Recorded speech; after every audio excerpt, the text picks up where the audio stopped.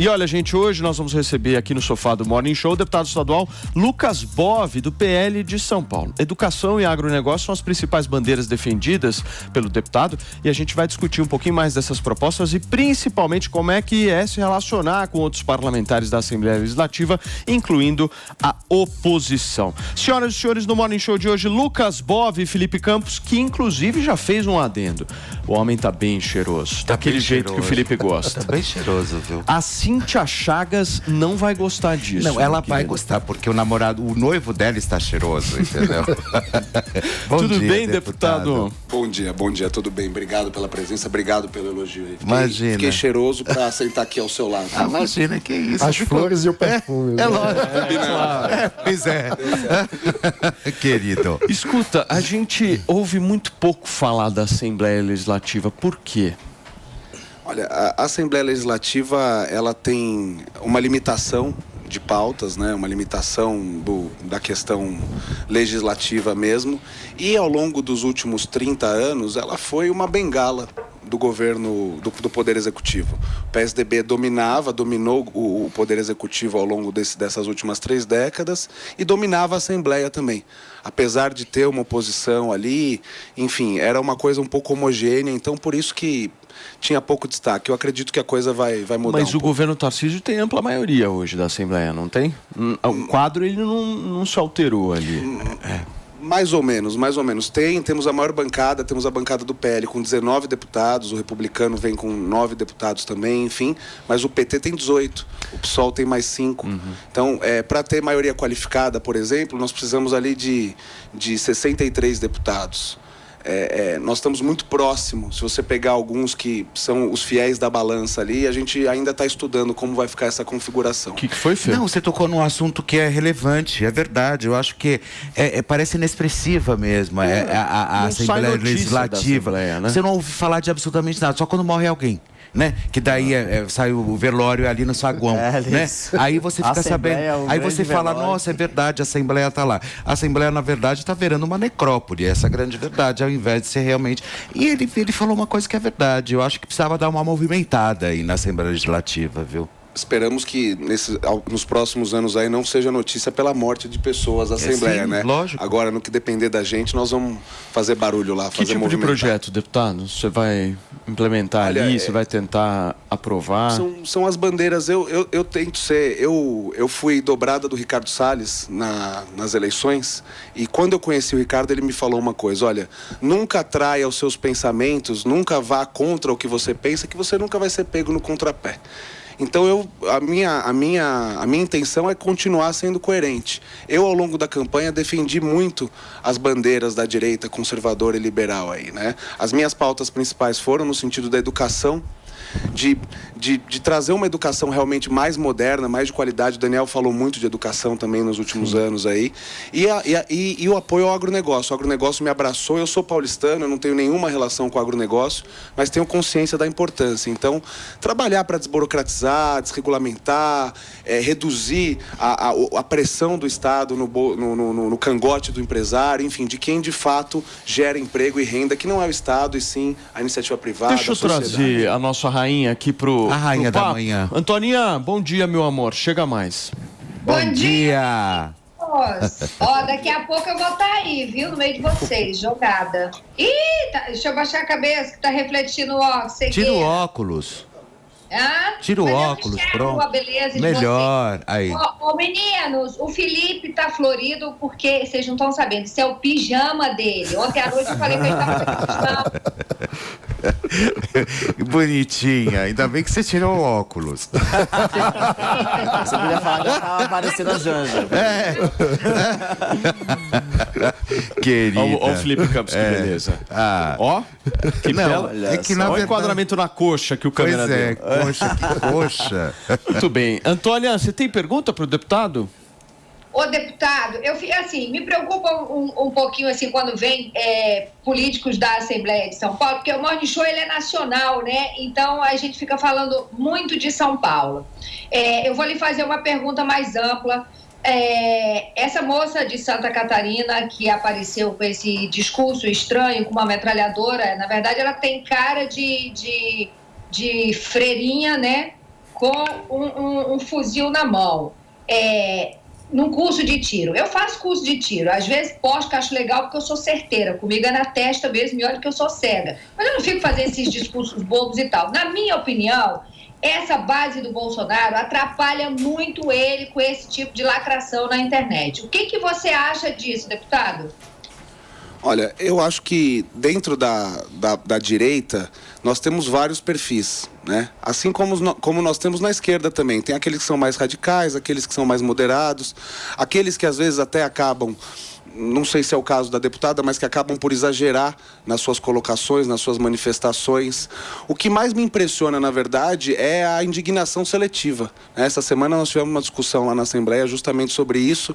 Quando apareceu o pessoal jogando futebol com a cabeça do presidente Bolsonaro, eu não vi uma comoção desse tamanho, né? Eu tenho certeza que a deputada não estava ali incitando ou querendo levar alguém a dar um tiro no presidente Lula. É simplesmente uma piada de mau gosto, no máximo. Acho que não passa disso. Ô, deputado, você acha que o Bolsonaro já deveria ter voltado? Ô, Paulo, eu conversei, no dia da posse a gente fez um FaceTime, ele me chamou e a gente conversou um pouco, o Ricardo estava lá, enfim. E eu falei para ele, o senhor descanse o tempo que o senhor quiser e quando o senhor voltar nós vamos estar aqui pronto para apoiá-lo. É uma decisão pessoal dele. Eu não sei o que se passa na cabeça dele, como que ele está enxergando essa situação de fato. Ser presidente da República, eu nem imagino quão pesado é, porque eu assumi quarta-feira passada e já sofro pressão desde o dia 3 de outubro, na verdade, né? Então eu acho que é uma decisão que ele tem que tomar com calma. Não sinto que a falta física dele aqui tire o poder de liderança que ele tem. O outro lado teve um líder que liderou de dentro da cadeia. Então, eu prefiro que o meu líder lidere de Orlando do que de dentro da cadeia. Não acho que seja algo imprescindível. Gostaríamos de tê-lo aqui conosco, mas não acho que seja algo necessário, urgente, imprescindível dessa forma. Muito bem. Bissoli, por favor, Dan. Você falou que na direita tem perfis mais radicais, mais moderados. Como que você se enxerga? Como que você acha que vai ser o seu perfil? E também, quais são as propostas concretas que você vai lançar para a educação?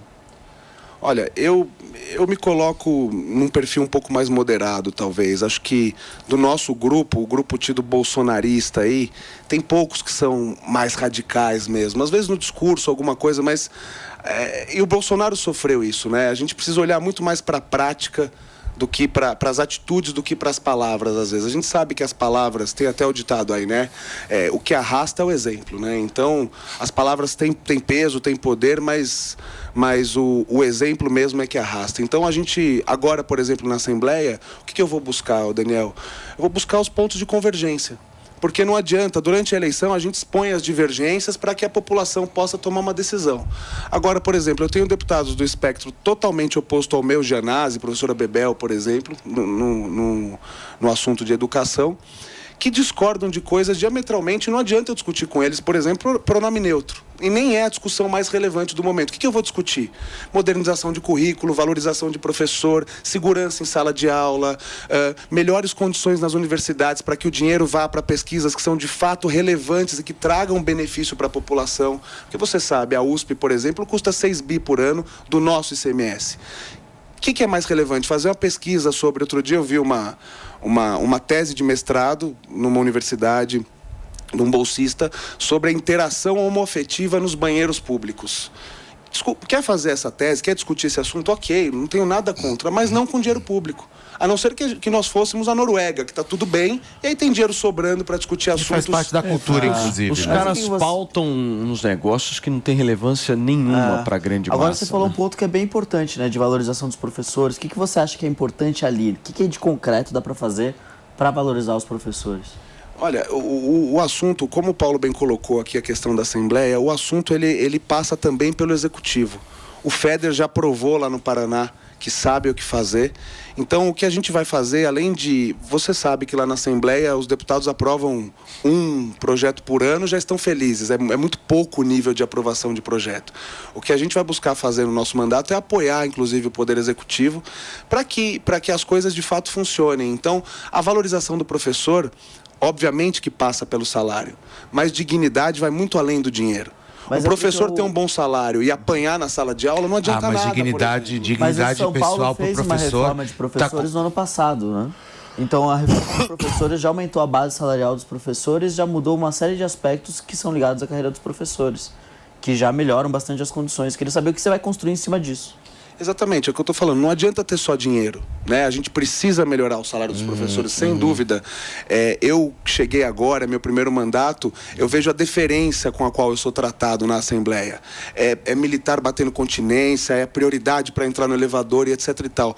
Por que um deputado é tão respeitado assim e um professor que passa mais tempo com os nossos filhos, eu não tenho filhos ainda, mas com os filhos da população, às vezes do que os próprios pais, são tão depreciados? Então, é nesse sentido, entendeu, Daniel? Não é claro que o salário é importante, está sendo discutido, inclusive, um aumento aí, você deve ter acompanhado, o PT está batendo nesse aumento de 15%, etc e tal. A gente precisa trazer também dignidade e condições de trabalho. Mas a dignidade está completamente atrelada ao dinheiro e ao ganho também, né? Também. Porque eu acho importante o que você disse sobre essa questão da segurança do professor dentro da sala de aula, enfim, mas a gente não pode, por exemplo, eu acho que normatizar a questão principalmente da dignidade do professor se a gente não leva também para a questão da grana, né? Porque o professor precisa. Eu acho que é uma classe, tanto que você vê aí o que rolou, claro que não é o seu métier, mas a polêmica que rolou aí com a MC Pipoquinha e a professor, né? Porque tem professor aí que ganha menos do que o salário mínimo. E é um absurdo. Então a gente precisa tomar medidas que sejam efetivas, e o salário é uma delas. Outra, por exemplo, a gente precisa libertar os professores do corporativismo, do sindicalismo que hoje domina a classe, né? Houve durante o governo do Bolsonaro muita mudança nesse sentido dos sindicatos, enfim, mas os professores ainda são, na minha humilde opinião, reféns do sindicato, da POSP, que usa eles como massa de manobra, assim como é feito no movimento do Sem Terra e em tantos outros. A esquerda tem esse viés, né, de trazer, de agrupar. Nesse caso específico da educação, o Bolsonaro errou muito, né? Não é à toa que foram 5 trocas de ministros. Como é que você vê isso? Tem algo palpável para tirar do governo Bolsonaro em relação à área da educação? Tem, eu acho que foram situações muito complexas pelas quais ele passou, né? O Ministério da Educação, assim como alguns outros, como o do Meio Ambiente, por exemplo, são os ministérios mais esquerdizados, digamos assim. Então, é mais difícil mesmo. Eu entendo que seja mais difícil mesmo você promover mudanças. Mas tiveram algumas coisas, por exemplo, a questão do FIES, né? Das dívidas dos alunos durante a pandemia, etc e tal. E é o que eu falei, às vezes nem sempre é o que você faz, mas é o que você tenta evitar que façam. O que aconteceu no Brasil, que na minha opinião, eu respeito muito as vítimas do Covid, tudo o que aconteceu, mas na minha opinião foi muito grave e foi utilizado também como massa de manobra. Os nossos alunos ficaram quase 2 anos sem aula. Em nenhum lugar do mundo isso aconteceu. A grande imprensa, a extrema imprensa, passava informações erradas. Na maioria dos países, os alunos voltaram a estudar muito antes do que no Brasil. Então, é uma situação realmente muito complexa, tem muita política envolvida na educação. E eu acho que isso é errado. A gente tem que trazer a educação para o assunto mais técnico e menos político. E, deputado, se só puder fazer uma última pergunta sobre educação, que agora tem o governo Tarcísio, né, com o Renato Feder, estão fazendo aí, começando um ótimo trabalho. Queria saber o que você acha, né? Você falou mesmo da importância desse tema ser mais técnico. O IDEB ele é um indicador que mede qualidade no Brasil.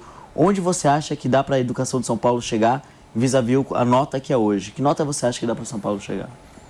Olha, Vocês estão com um papo muito técnico, hein, meu? Daqui a pouco eu interrompo esse tá programa. muito datafolha. Para não deixar de responder, ser breve na resposta, eu acho um absurdo o São Paulo ter PIB de país europeu e nível de educação nota de país africano. Com todo respeito, mais uma vez, e tem que sempre deixar claro isso, né, Paulo? Os países africanos. Nada contra os países africanos, mas são menos desenvolvidos, né? Então a gente tem que lutar, de fato, por uma educação mais técnica, mais moderna, mais dinâmica. E eu tenho certeza que o Feder vai trazer. Lá no Paraná ele conseguiu mudar muito rapidamente isso daí, essa situação em 4 anos. Tenho certeza que aqui em São Paulo também vai conseguir. Deputado, cuidado com o Bissoli, hein? Cuidado com o Bissoli. É só isso que eu te falo. Deputado, tudo bem? Bom dia. Vou fazer uma pergunta aqui para as pessoas Calma, Bissoli, hein? Calma. que costumam acompanhar um pouco de longe a política da Assembleia, não entendem. A Assembleia sempre tem aquelas práticas tradicionais, eu diria. Nós temos mais uma vez uma legislatura com novos políticos, mas com as velhas práticas. Como as pessoas podem entender aquela velha lógica que o PT e o PSDB sempre fizeram de fazer composição para a eleição da mesa diretora e que agora quem olhava de fora falava, não, O PL, esse novo grupo que chegou de direita, não vai sentar com o PT e fazer acordo para a eleição de mesa a troco de cargo de poder. Como se explica, o deputado que está começando agora, a primeira legislatura e primeira eleição de mesa, como se explica mais uma vez o presidente da Assembleia pelo PL e o primeiro secretário Tenílio Barba do PT sentarem e fazer uma composição com chapa única de novo? Isso nunca vai mudar na Assembleia? Sempre vai ser um acordão de distribuição de cargos e vantagens? É simples, Bissoli. Tem na Assembleia, tem no regimento uma coisa que se coloca, que é o respeito à proporcionalidade. Então, nas legislaturas passadas, de fato, em alguns momentos, o acordo ele era um pouco mais vil, não tinha tanto respeito assim. Era o PSDB ali, o PT em segundo e não necessariamente se respeitava. Hoje, a mesa respeita a proporcionalidade. O PL é o maior partido, tem a presidência da casa, que via de regra não, mas era muito tido antigamente que não necessariamente era o partido maior, mas sim o partido do governador. Então o PSDB nem sempre teve a maior bancada, mas tinha ali o presidente da casa. Então hoje a maior bancada preside a casa, que é o PL. E a segunda maior bancada, que é o PT, tem a primeira secretaria. Eu sinto muito, eu não votei no PT para a primeira secretaria, votei no André do Prado, que é já deputado há vários mandatos, conquistou o espaço dele, é um deputado muito bem quisto lá, um deputado muito moderado, enfim... inclusive com a anuência do governador Tarcísio, mas o que está sendo feito na mesa é respeitar a proporcionalidade das bancadas. Isso é a democracia no seu mais puro sentido, né? Deputado, só 2 pontos específicos em cima disso, para a gente ter claro aqui. O regimento interno, na verdade, fala em proporcionalidade para comissões. Para eleição de mesa é disputa de chapa. Então, na verdade, não tem no regimento da Assembleia, conheço ele relativamente bem, obrigação de se respeitar a proporcionalidade. Se estiverem 2 chapas, as 2 vão para a disputa. Se o PL tivesse lançado um candidato, poderia ter disputado e ganho. Não tem que respeitar a proporcionalidade. Isso pode ser um acordo político. E a votação, pelo que tudo indica, do deputado Teonílio, do PT, para a primeira secretaria, pelo que consta também da ata da eleição, não foi por votação individual. O deputado disse que não votou nele. Consta que por aclamação todo o plenário aprovou. Como é que fica isso na prática?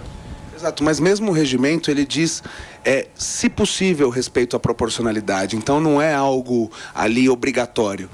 Mesmo no caso das comissões, a mesma coisa vale para a mesa. O que foi buscado é justamente manter o maior nível possível de democracia e, com isso, respeitar a proporcionalidade. Em termos de votação, eu de fato não votei, porque não houve votação. Então, eu não votei, mas tivemos várias reuniões antes, onde o nosso grupo se colocava sempre contra uma possível votação num candidato do PT. Mano, por favor. Deputado, o senhor se colocou como alguém que busca construir a direita moderada. Ao mesmo tempo, se colocou à disposição imediata do presidente Bolsonaro no caso do retorno dele ao Brasil. Só que Bolsonaro, apesar de, por uma série de circunstâncias, ter conseguido votos de metade da população, sempre construiu a sua trajetória como um político da extrema-direita, fazendo ódio, por exemplo, a torturadores. E como fazer uma direita moderada, como conciliar o projeto de uma direita moderada com o culto à personalidade. Então, por exemplo, a gente falou sobre educação, o senhor falou sobre o vácuo de propostas e de agenda na educação durante a pandemia, mas, o Bolsonaro era presidente da República, o Ministério da Educação não fez nada para retomar as aulas, não construiu uma coordenação com as secretarias de Estado em torno de um protocolo, não liderou a agenda de precisamos retomar as aulas. Então, como compatibilizar a construção de uma direita moderada com o culto à personalidade do presidente Bolsonaro? Mano, não é o culto à personalidade. O Bolsonaro é o nosso líder hoje. Ele teve uma votação expressiva e nós temos que lembrar que 1/3 da população não votou. Então, a maioria não escolheu o Lula, como a maioria não escolheria o Bolsonaro, né? Nós temos que lembrar disso. Não é um culto à personalidade, é simplesmente um respeito e uma lealdade àquele que nos liderou e que nos ajudou a nos elegermos. Eu não teria sido eleito se eu não tivesse tido o apoio do Bolsonaro, por exemplo, como a maioria dos políticos desse espectro. Então, é nesse sentido, de trazer de volta o nosso líder, respeitá-lo e apoiá-lo. E eu discordo de você num ponto. Eu não acho que o Bolsonaro é de extrema-direita. Eu acho que ele cometeu excessos, como a gente estava falando aqui da deputada, inclusive disse que se arrependeu de algumas falas. Eu acho que ele buscou até um tom mais moderado, mas O brilhante Ustra não é ser de extrema direita. É um excesso, mas não acho que ele tenha sido... o governo dele não foi um governo de extrema direita. É o que eu estou dizendo. Nós temos que observar as atitudes muito mais do que as palavras, embora as palavras sejam importantes. Nem eu nem você temos condições de imaginar a pressão que esse homem sofreu na presidência da República, concorda? Então, os excessos têm que ser olhados com um pouco mais de cuidado e de carinho. Em relação à construção de uma direita moderada, a direita moderada critica o fato do PT e da esquerda ser incapaz de realizar uma autocrítica. Você não acha que, quando a gente fala da situação da educação no meio da pandemia, não ser capaz de realizar uma autocrítica e dizer que, onde que falhamos, como que faltou coordenação, como que faltou um projeto para a educação básica do país, isso não dificulta o caminho de construção de uma direita moderada? Não, acho que a gente tem que fazer autocrítica, sim. Sem dúvida, faltou muita coisa. Não tenho dúvida. O governo Bolsonaro errou e acertou em muita coisa. Eu acho só que o saldo é positivo. Mas, sem dúvida, nós temos que fazer autocrítica, buscar melhorar, buscar evoluir, porque senão, de fato, mas na educação o saldo é positivo? Na educação, é o que eu falei, foi muito difícil a construção na educação, assim como foi muito difícil, por exemplo, a construção no meio ambiente. A pressão é muito grande, o aparelhamento do Estado ao longo de 30 anos é muito grande. Na educação básica, foram realizados avanços. Tinha a Ilona lá, a secretária, tinham várias pessoas ali tentando trabalhar pela educação básica, mas a força contrária é muito complicada. É difícil a gente, em 4 anos, querer resolver um problema de décadas. Gente, nós estamos ao vivo aqui na programação da Jovem Pan News, na manhã desta segunda-feira, recebendo o deputado estadual Lucas Bove. São 10 horas e 28 minutos. Continuar com a nossa conversa aqui, por favor. Você tem alguma pergunta para fazer? Não, eu só acho que às vezes o que me parece é que esses discursos, por exemplo, que a gente precisa mexer na educação, porque a educação, eu acho que tudo isso parece um discurso muito pronto, sabe? Eu acho que precisaria realmente ter uma história mais efetiva, uma frente mais efetiva, sabe? Em combate e tentar melhorar principalmente a educação no estado, né, de São Paulo.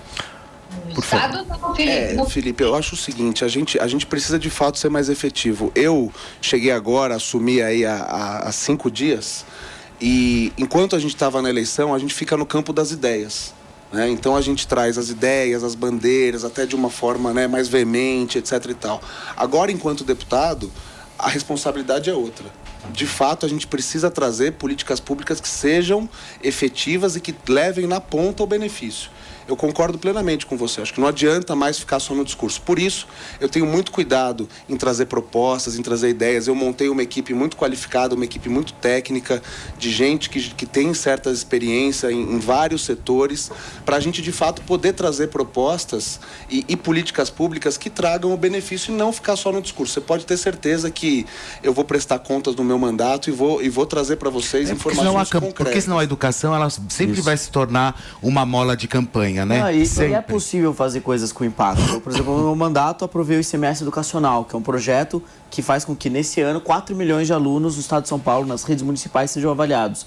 E a partir do ano que vem, por volta de 10 bilhões de reais, todos os anos sejam distribuídos para os municípios com base em desempenho educacional. Sim. Então, isso é um projeto concreto que de fato tem um impacto no IDEB. Que o IDEB é uma medida de qualidade, de nota da educação, né? Que muitas vezes as pessoas não acompanham tão de perto, mas é, no final de contas, o indicador mais importante para melhorar a educação. Por isso que a gente tem que olhar quais são as propostas que cada um dos nossos políticos apoia, que de fato vão ter um impacto na vida real. Sim. Impacto na vida real, na educação Antônia, e no IDEB. Você me pediu? Pedi. Por favor. Eu tô quase dormindo com esse papo aí, gente. Eu imagino que o nosso telespectador também. O Morning Show, ele não se resume em São Paulo. O Morning Show é um programa nacional e tem muita gente que mora nos Estados Unidos, brasileiros que estão assistindo. Pra gente resumir toda essa ópera, entendeu? Porque tem muita gente que não tem educação, não sabe nem o que é IDEB, Dani. Então, o que a gente precisa parar é com essa coisa dos alunos, né, da rede pública, sair de casa às 6h30 da manhã para ir para a escola. Quando dá 8 horas, acabou as aulas. Não tem uma grade curricular e os alunos voltam para casa com fome, né, porque muitos vão até pela merenda. E isso a nível nacional. A gente tem que falar da educação sucateada no Brasil. E os políticos fazem isso de manter as pessoas no regime de ignorância, porque para eles é inteligente, para eles é conveniente, entendeu? Os políticos desse país, não generalizando, mas eu diria que 3% tem interesse que a população tenha educação. Por quê? Para manter as pessoas no regime de ignorância, para votar errado. Pronto, resumindo a obra, é isso. Ô, deputado, deixa eu voltar no assunto de Bolsonaro, que eu queria muito entender a tua visão sobre isso. Você como um político que de alguma forma foi lá, esteve junto no grupo, participou da campanha e tal. Nós temos várias ações, tanto ações no nível civil, no nível criminal, quanto no nível eleitoral. Existe uma discussão muito forte hoje sendo feita de torná-lo inelegível. Nós estamos ao vivo aqui na programação da Jovem Pan News, são 10 horas e 32 minutos. Para vocês que chegaram agora, a gente está recebendo aqui no Morning Show desta segunda-feira o deputado estadual aqui da Assembleia Legislativa de São Paulo, Lucas Bove. Eu estava começando aqui uma pergunta para o deputado, justamente nesse sentido daquela conversa da inelegibilidade de Bolsonaro. Caso essa inelegibilidade ela aconteça, a direita ela arruma para quem? Olha, é uma pergunta difícil. A gente precisa esperar os fatos se concretizarem para de fato analisar. Tem bons quadros na direita, né? Tem bons nomes. Olha, eu, por exemplo, pensando assim, a princípio, acho que o governador de Minas, o Romeu Zema, é um excelente nome. Você acha que o Zema hoje está à frente do Tarcísio no que se refere a essa possibilidade? Porque o Kassab aqui na programação da Jovem Pan, na estreia do Direto ao Ponto, se não me engano, foi semana passada, vocês me corrijam se eu estiver errado. Ele descartou completamente a candidatura do Tarcísio. Disse, não, Tarcísio não vai ser candidato à presidência da República, enfim. E eu estou vendo uma certa popularidade do Tarcísio maior do que a do Zema. Como é que vocês veem isso? Eu acho que o Zema, eu não sei dizer se está à frente, mas o Zema já está no seu segundo mandato, então naturalmente não concorrerá lá ao governo do estado. O Tarcísio está iniciando agora o trabalho, o Tarcísio é jovem, o Tarcísio, né, tem 40 e poucos anos aí, tem lenha para queimar, tem tempo para se perpetuar nesse sentido e acredito eu, não posso falar por ele, acredito eu que o plano do governador é ficar aqui os 8 anos, se a população assim o desejar, e desenvolver o trabalho. Não enxergo o Tarcísio já pensando no governo federal hoje, Paulo. Muito bem. Gente, olha só, o governador Ibanez Rocha, do Distrito Federal, se emocionou ao sentar novamente na cadeira do gabinete, viu? Ele ficou afastado do cargo durante 65 dias. No vídeo, Ibanez é recebido com aplausos e abraços ao entrar no gabinete. A gente vai assistir esse vídeo agora. Só vou pedir para vocês. Eu passei aqui durante esses 64 dias 2 vezes só na porta desse palácio. Dentro da minha liberdade eu estava me sentindo um prisioneiro. Agora eu estou de volta. Eu escolhi essa vida. Estou muito feliz. Ibanez Rocha foi afastado do posto de governador do Distrito Federal por decisão do ministro Alexandre de Moraes do Supremo Tribunal Federal, um dia depois dos atos do último dia 8 de janeiro. O afastamento duraria 90 dias, mas Alexandre de Moraes decidiu antecipar o retorno do governador. Vou voltar a falar aqui com o deputado estadual Lucas Bove, porque o ex-presidente Jair Bolsonaro disse que chegou a hora de virar a página e pensar no futuro. Bolsonaro falou ao telefone com o filho Flávio Bolsonaro, que estava em um evento com congressistas do Partido Liberal no Rio de Janeiro. O ex-presidente pediu foco para que o partido eleja pelo menos 1.000 prefeitos nas próximas eleições municipais do ano que vem. Bolsonaro também pediu foco dos congressistas do partido para a abertura da comissão parlamentar mista de inquérito dos atos do dia 8 de janeiro. Deputado, a gente estava conversando antes da gente trazer o Donato para cá sobre essa volta do presidente Jair Bolsonaro, inelegibilidade, falando dessa questão dos rumos aí da direita. Como é que você está vendo essa virada de página que ele quer dar? Ele consegue fazer isso? Acho que consegue. O presidente Bolsonaro tem um modo muito particular de se comunicar, mas tem logrado êxito aí, não ganhou as eleições, mas conseguiu uma votação expressiva, aumentou sua votação. No Nordeste, a votação dele aumentou na maioria dos estados. Ele teve uma queda aqui no Sudeste e eu atribuo isso ao belo trabalho que a imprensa fez pelo outro lado. Mas Bolsonaro ampliou o seu campo e teve muito mais adversário, né? Concorrer com o Lula muito mais difícil do que com o Haddad em 2018. Então eu acho que ele tem totais condições de dar andamento nessa estratégia. Mano, você não concorda muito, Eu acho curioso, porque o deputado falou que faz autocrítica, mas aí para falar sobre a diminuição do desempenho eleitoral do Bolsonaro no Sudeste, a culpa não é do Bolsonaro, a culpa é da imprensa. Como assim? Mas não tem como negar, né, mano? Não, veja, eu sinto isso. O político que culpa o outro por não ter voto, é como um vendedor de sapato dizer que a culpa de não vender sapato é do cliente ou é de outro fator. A culpa de não ter voto é do político. Se o político diminuiu a votação dele, a imprensa era a favor do Bolsonaro antes? Não, mas espera, mas a gente sabe que a imprensa também, ela foi bem, mas foi bem Mas, por outro lado, o Bolsonaro tinha a máquina também. Não, ele tinha a máquina, mas, gente, escuta, ele tinha a máquina, mas a partir do momento que você consegue realmente se colocar, porque colocaram ele dentro de uma bolha, gente. Isso eu posso falar porque eu sou jornalista e estou nesse mercado há 25 anos, como você também é jornalista. Você sabe que existe essa manobra, entendeu? Foi pesado. Mas ele não teve oportunidade.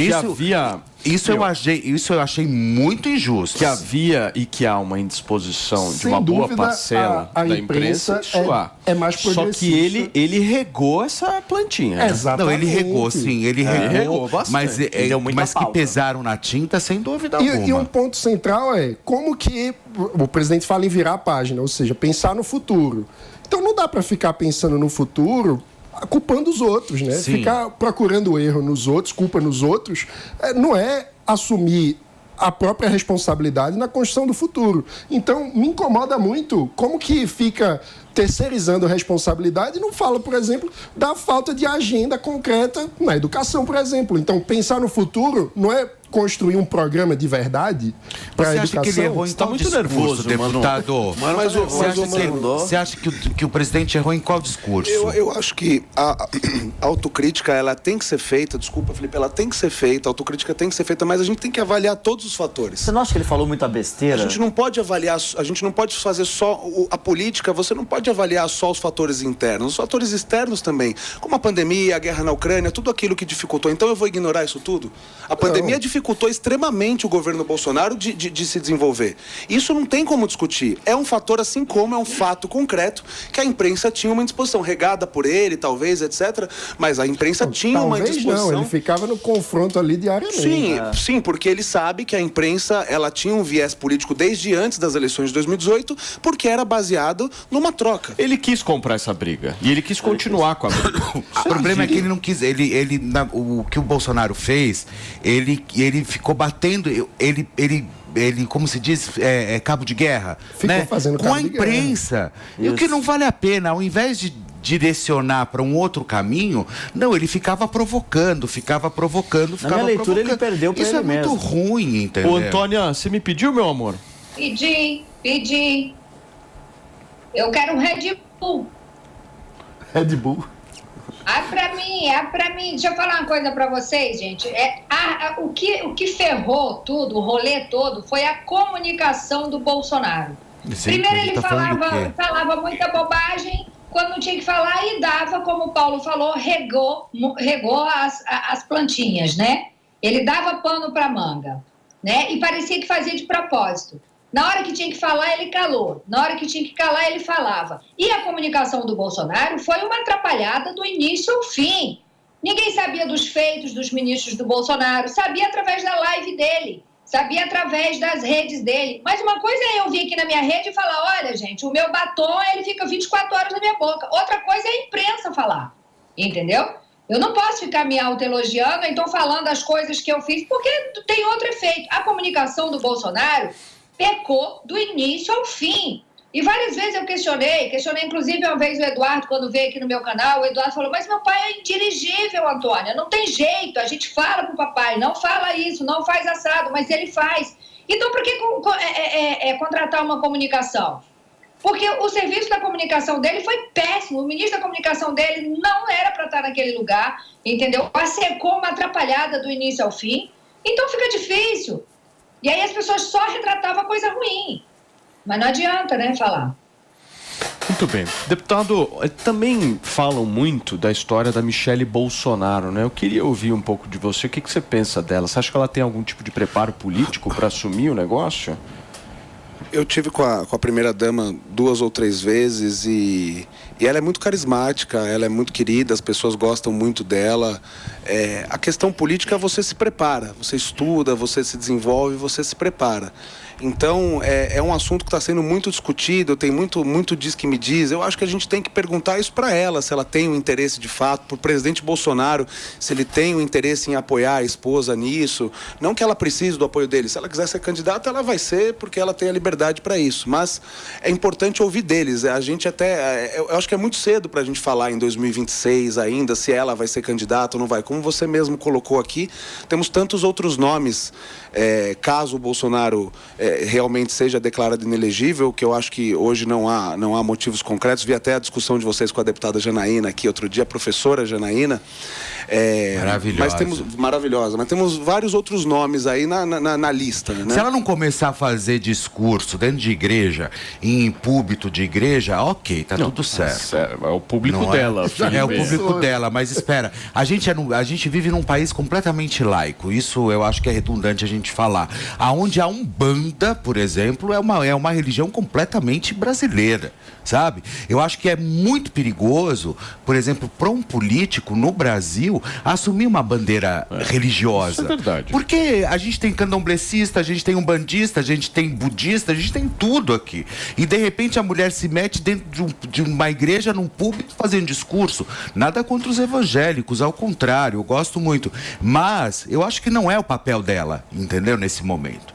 Pediu, Bissoli? O deputado fala uma questão de se o Bolsonaro não se tornar inelegível. E aí a pergunta que eu faço é o seguinte: uma disputa presidencial pressupõe encarar desafios, né? Ter coragem. A gente tem expoentes, como já foi falado aqui, o Zema, o próprio Tarcísio, que poderiam liderar essa nova direita, no meu ponto de vista, até de forma mais qualificada que o próprio Bolsonaro. E o deputado fala, se o Bolsonaro não for inelegível, disputar essa eleição. Minha pergunta é, o quanto o Bolsonaro está preparado para voltar para o Brasil e encarar possíveis arbitrariedades da justiça? O presidente Temer, por exemplo, foi preso e depois inocentado.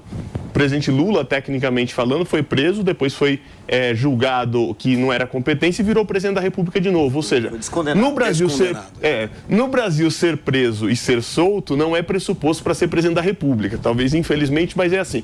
Mas a pergunta é, Bolsonaro está preparado para voltar para o Brasil e encarar a possível prisão, processo, inelegibilidade? Porque essa ida para ele aos Estados Unidos soou como uma covardia. Tendo em vista que o próprio Trump está anunciando que vai ser preso essa semana e não saiu dos Estados Unidos. É uma covardia ele ter saído do Brasil? A sensação que passa para nós, deputado, é que o Bolsonaro está com medo. Essa é a sensação que ele não tem o preparo para encarar a disputa, para liderar uma oposição, inclusive assumindo o risco de ser preso, ainda que arbitrariamente, não discordo disso, mas como o presidente Temer, que depois foi solto, porque era arbitrário, o juiz afastado pelo CNJ e ele absolvido. Você desceu pro playground, tem que brincar, né, meu amor?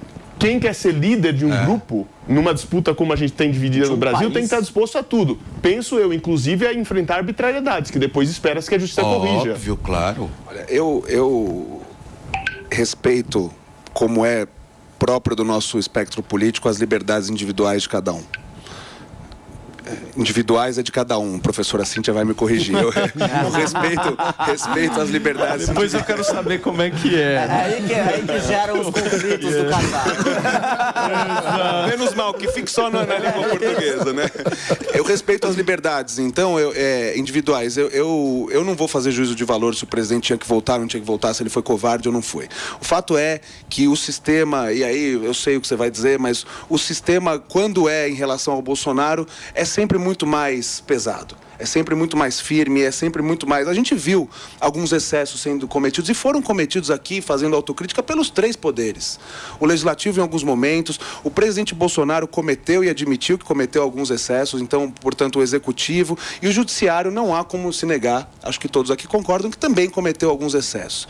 Então, me parece que o presidente quis buscar uma tranquilidade, tem a questão pessoal, do descanso e tudo mais, mas quis buscar uma tranquilidade para poder estudar a situação. Eu, de fato, não sei, ele nunca me falou isso. Eu acho que essa pergunta tem que ser direcionada a ele, né? Com todo respeito, acho que essa pergunta tem que ser direcionada a ele.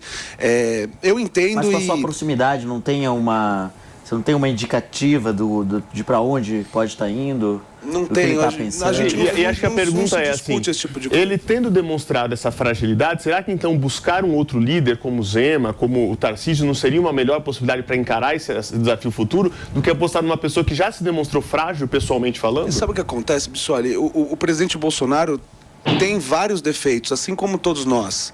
Em que pese esses defeitos, ele é a liderança. A liderança não é buscada, é conquistada, ele conquistou.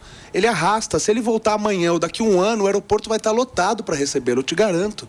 Então é uma liderança conquistada, não imposta, não construída, não buscada. Era um deputado que falava sozinho no plenário. Que era um dos poucos que não participava dos conchavos ali nas palavras do ministro Joaquim Barbosa. Ô Lucas, mas não enche o aeroporto do jeito que enchia, né? Até pelo... Não sei, meu ponto, assim, eu não consigo ver uma mobilização da sociedade da forma como era antes. Como era antes, eu estou 100% de acordo. O cara mobilizava. Agora eu sinto uma galera insatisfeita justamente decepcionada por essa espécie de covardia, por esse silêncio. É um silêncio que perdura desde outubro, se a gente analisar. Estamos batendo mês de abril. E isso não significa que essa direita criada não tenha vontade de voltar ao poder e tirar o governo eleito. Beleza, não é isso. Beleza. Mas talvez com outro líder. Eu gosto muito do que o Bissoli traz, justamente de ter uma outra frente também na direita. Eu acho que isso é importante, não depositar todos os ovos numa única Antônia, cesta. você pediu, meu amor? Vamos lá. Eu pedi. Gente, a gente está no mês de março. O ano mal começou, temos 4 anos pela frente. Deixa o cara ficar lá todo dia essa preocupação, onde está Bolsonaro, o que ele está fazendo. O que o Bolsonaro fez de errado já foi. Agora não interessa onde o Bolsonaro está ou deixa de estar, entendeu? Ele está fazendo a liderança dele. Se ele for para os Emirados Árabes, ele vai estar lá fazendo a liderança dele. Entendeu? Ele não vem para cá porque provavelmente ele está negociando uma série de coisas que a gente desconhece. Óbvio. Tem uma coisa, ele é estrategista, ele se perde na narrativa dele, por exemplo, essa coisa de fazer silêncio, entendeu? E deixar as pessoas na porta do Congresso, achando que qualquer hora dessa ia cair um príncipe do cavalo branco, ia falar, acabou, sai fora, Lula, eu tô de volta. Isso é uma loucura que foi criada no coletivo, entendeu? Na cabeça das pessoas, daqueles mais radicais, que achavam que a qualquer hora o Bolsonaro ia aparecer e ia resolver a questão. Tanto é que acabou com esse tanto de prisão aí, um monte de gente hoje... Antônia, me permita só discordar em um ponto aqui. Eu vou discordar de você pelo seguinte: alguém que quer se colocar como líder de um grupo não pode fazer o que ele fez. Sumir, não dar declaração. O último ex-presidente que podia ter feito isso, buscado asilo em algum tipo de república totalitária, era o Lula, para não responder a processo e não ter sido preso. E não fez, ficou aqui e voltou a ser presidente. Posso discordar do governo dele, posso não ser eleitor dele, mas ele cumpriu um papel para o seu eleitorado. E hoje virou herói para esse eleitorado. Agora o Bolsonaro adota uma conduta de quem não está preparado para essa disputa. De quem não entende com quem está disputando. Mas e o que tem que encarar. Quem vai dizer isso são os liderados, não somos nós aqui numa mesa redonda. São os liderados dele. E o ônus e o bônus quem vai sofrer é ele. Se ele voltar e não encher o aeroporto, o ônus é dele também. Ele é o líder. A estratégia, como a Antônia falou, muito bem colocado, ele é um estrategista. Mas a direita tem que ficar esperando a decisão dele. Eu vou ficar esperando a decisão dele. Essa é a minha pergunta. Você está disposto a isso, mas a minha pergunta é: será que a direita tem que ficar no país esperando a vontade do presidente Bolsonaro? E se daqui 3 anos e meio, faltando o prazo da convenção, ele resolver ser, todo mundo larga qualquer outro projeto de lado? Mas essa é a pergunta da Antônia. Por que está todo mundo, a esquerda toda, preocupada com essa liderança do Bolsonaro? Se ele perder a liderança, bom pro outro lado. Não é a esquerda que eu acho que ele não tem que perder a liderança. Eu acho que tem que ter uma nova frente também.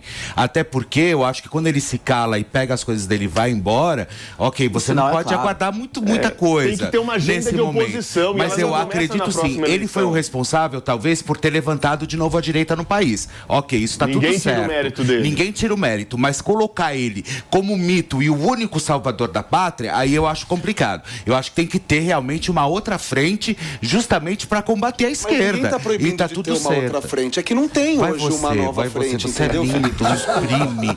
Vai você, porque você é lindo, você ele é casado. Não faz mal, a gente faz a 3. Tá tudo maravilhoso, entendeu? Noivo. Cíntia, um beijo pra você, querido.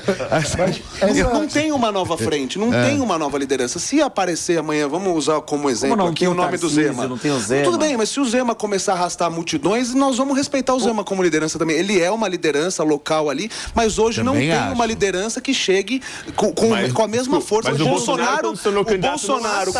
Bolsonaro, com todas essas críticas, ainda é a grande liderança da direita. Posso falar um negócio pra vocês? Sabem quem é hoje a maior oposição, entre aspas, mas é uma oposição assim, sabe? Aquela oposição... Que você gosta. Não. É uma oposição que simplesmente seguinte, é o que tem para hoje, é quem tem o poder de fazer uma contraposição ao Lula. Ele tem nome e sobrenome, Arthur Lira. Esse cara hoje, para mim, é o único cara com qualquer possibilidade que existe de se fazer uma oposição ao governo Lula. Porque com o Bolsonaro lá nos Estados Unidos, tem oposição, entendeu? O Bolsonaro tá lá, cuidando da vida dele, tirando selfie lá. Você não tem uma oposição. Até porque a gente não pode interpretar a oposição como disputa eleitoral. Se o Arthur Lira quiser mesmo causar tumulto no país, ele causa. Ele tem um bolho de chaves gigantesco. Ele tem potencial para isso. Agora, ele vai querer. Este é um aumento do orçamento secreto. Esta é uma outra discussão que nós teremos. O orçamento secreto mais do que dobrou. É uma outra. Mas se ele quisesse, é o cara que eu acho que tem capital e poder ali político para fazer alguma coisa. É que na democracia o governo tem um papel e a oposição também tem um papel. Essa ideia de que, não, quando chegar a eleição ele vem e a direita se reúne... Isso é oportunismo. É oportunismo. Isso é oportunismo. E é a falta de compromisso com a construção democrática que exige uma oposição com uma agenda. Então, por exemplo, temos a crise de segurança pública absurda no Rio Grande do Norte. Cadê a agenda da oposição para lidar com esse que é um tema de segurança pública? Uma governadora do PT e o PL não apresenta uma agenda. Isso é inadmissível. Mas a oposição está sendo feita. Aí que tá. O Bolsonaro não tem. O Bolsonaro não tem. O Bolsonaro não tem mandato. O Bolsonaro não tem a caneta. A oposição dele é diferente. É uma oposição política. Sim, e está sendo feita na Câmara. Mas se você acompanhar a Câmara Federal, lá, por exemplo, que já estamos tratando de nível nacional aqui, a oposição está sendo feita. A CPI do MST, a CPMI dos dados de 8 de janeiro. Pública do Rio Grande do Norte. Mas a agenda no Rio Grande do Norte é uma questão. Depende do Lira. Mas a base bolsonarista está trabalhando para isso. A totalidade da bancada do PL na Câmara ainda assinou a CPI do dia 8. Mas a totalidade tem oposição. Mas nós sabemos que os 99 deputados do PL não são todos bolsonaristas, não são todos de oposição ferrenha ao governo. A oposição no Congresso Nacional, sabe onde está? No WhatsApp. Tá fazendo. A oposição está no WhatsApp. Não, deu uma diminuída. Está no WhatsApp, que eu fico recebendo mensagem dizendo que tem 4 clones do Lula. 4. Aí eu tenho que ler isso e falar, espera um pouco, tem 4 clones do Lula. Ainda, tem Lula espalhado no Brasil inteiro. É verdade, bicho. Depois eu te mostro. E o pior é que a oposição... Eu tenho que ler isso e falar, pô, isso não é uma oposição inteligente. E o pior é que a oposição que está no Congresso, que tem mandato, está fazendo discursinho com peruca, discursinho infantil com peruca que atinge o público Deputado, vamos falar de um assunto sério agora? Cíntia Chagas. Como é que ela apareceu na tua vida, hein? Bom, a minha mãe é professora e desde que eu decidi entrar na política, que não faz muito tempo, a pauta da educação foi uma pauta que eu resolvi escolher. E nós tínhamos eu já seguia a Cíntia, e nós tínhamos um podcast às segundas-feiras que se chamava Conserva Talk. Paulo Figueiredo mediava, era eu, o Luiz Felipe de Orleans e Bragança, o Ricardo Salles, e a gente chamava um convidado por semana. Olavo de Carvalho, em dezembro, a última entrevista, que pelo que me consta, se eu não estiver errado, foi a última entrevista que ele deu, foi conosco, Bia Kicis, enfim, várias figuras, e eu queria, na nossa lista lá no grupo de WhatsApp, eu colocava a Cíntia por conta da pauta da educação, etc e tal. E ela estava lá na lista. Aí ela chamou o Ricardo Salles para ser entrevistado, porque ela também fazia um programa semanal de entrevistas. Quando ela chamou o Ricardo, eu falei, agora você retribui e chama ela para o Conserva Talk. E online, pelo Zoom ali, foi a primeira vez que a gente se viu. Então a educação transformou sua vida. A educação, exatamente. A educação transformou. Exatamente, Daniel, exatamente. A Cíntia é uma pessoa do bem, a gente gosta muito dela aqui. Muito. Uma pessoa muito gentil. Ela gosta muito de vocês todos também, gente. Ela gostou muito. Aqui. Deputado, muito obrigado, viu? Pela sua participação aqui no Morning Show. Nós entrevistamos nesta segunda-feira o deputado estadual aqui da Assembleia de São Paulo, Lucas Bove, falando um pouquinho aí sobre todos os assuntos. Volto sempre aqui, deputado. Obrigado. Obrigado.